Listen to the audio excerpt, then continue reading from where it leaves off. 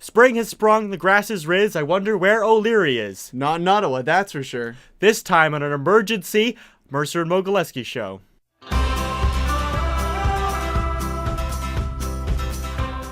Guys, it's not fake news. Kevin O'Leary dropped out, and we are celebrating. Woohoo! And not Yeah. only that, but he's endorsed Maxime Bernier. It's That's not a dream. big. You're not dreaming. It's real. It's not The Onion. I thought it was.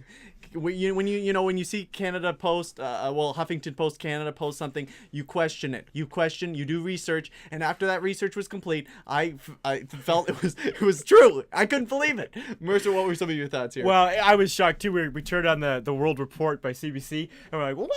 Everybody was screaming, and heard that he endorsed Max. So we were really excited, and it's a big deal because the front runner endorsed the other front runner in a race. This is kind of unprecedented. People don't usually do that. And so Bernier is essentially, the Bernier bus is steamrolling towards a clear victory in this race, and we couldn't be happier. Yeah, well, quick question on O'Leary. A lot of the reporters were asking him, his excuse was saying, I can't win in Quebec. I won't get enough seats. You need 30 seats. We have about 12 right now. I can't get more than that. I can't gain support. People are saying, you knew that before you entered the race. You knew your French was going to be bad. You knew you wouldn't get support. So why are you actually dropping? A couple things. I think he was concerned he might actually lose the Conservative leadership more. And he polled well against Justin Trudeau. He looked like it was I saw a couple polls that had him tied with Justin Trudeau already. Trudeau remains popular now. I would say that Quebec is also not necessary to win for the Conservatives to win a majority, but I think Bernier psyched him into thinking it was. And so O'Leary I think Bernier just brainwashed him. I think Bernier's always saying, I'm going to pick up 40 seats in Quebec, and O'Leary's like, he's like playing with the numbers. He's like, there's no way I'm getting 40 seats, and so I'm not going to win, which is really surprising. The other thing is it was all about him all along, and he wasn't actually that committed to this race. I wrote a quick hot take on my blog saying that O'Leary had two problems.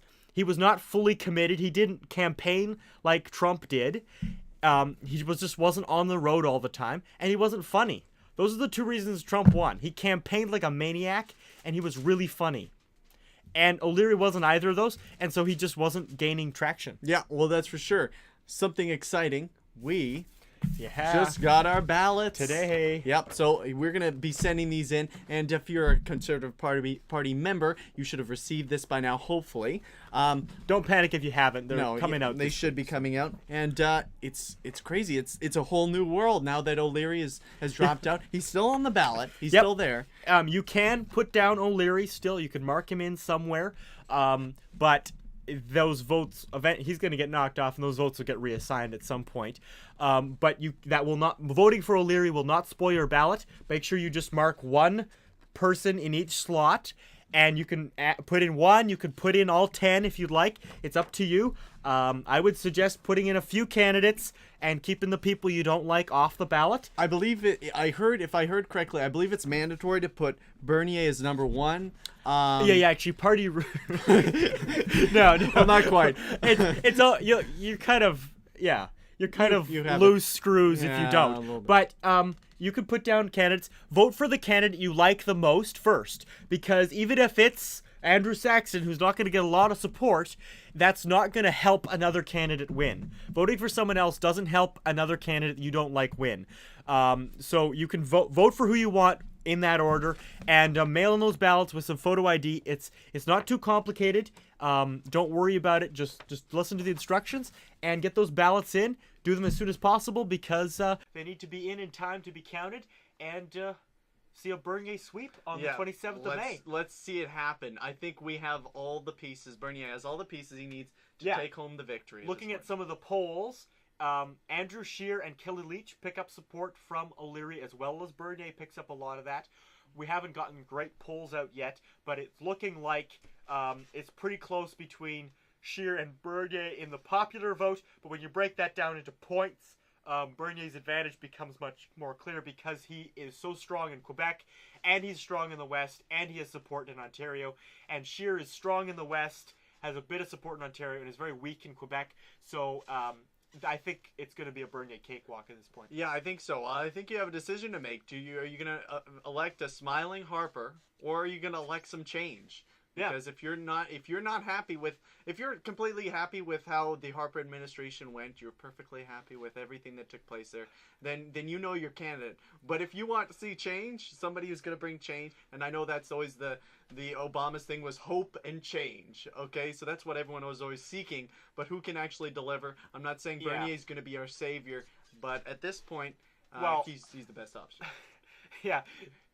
Andrew Scheer runs around saying that he's going to just stop Trudeau from doing what his father did to us. But frankly, that's all. But frankly, that's all Scheer is promising to do. He's not actually promising to do great policy. He's talked about free speech. He's talked about this and that. But he does not have earth-shattering policy that's going to move Canada forward. Kelly Leitch has a totally different policy. She is change. I don't know if there's much hope there. But she's change. She will change things.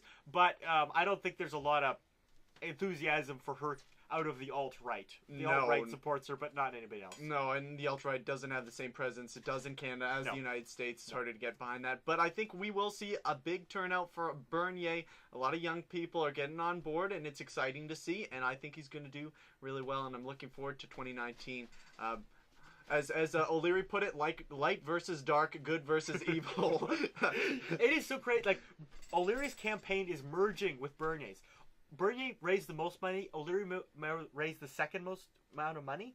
And O'Leary is throwing his entire campaign behind Bernier. It's not just a little endorsement. They did that joint press conference. It's a full-on, we're working together as a team.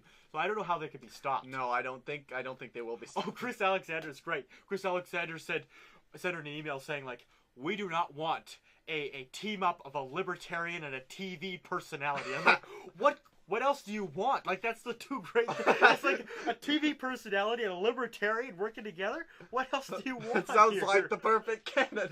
It's like the 1-2 punch we've been waiting for. Oh, yeah. Well, I would much prefer that over, anybody else.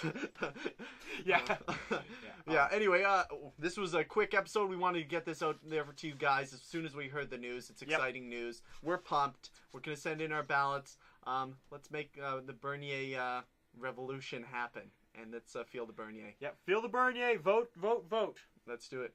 Okay, see you next time, guys. If you enjoyed this video, be sure to subscribe and give this video a like. We'll be back with more videos like this. And we're riding the Bernier bus all the way through the convention to 2019. Absolutely. See you guys.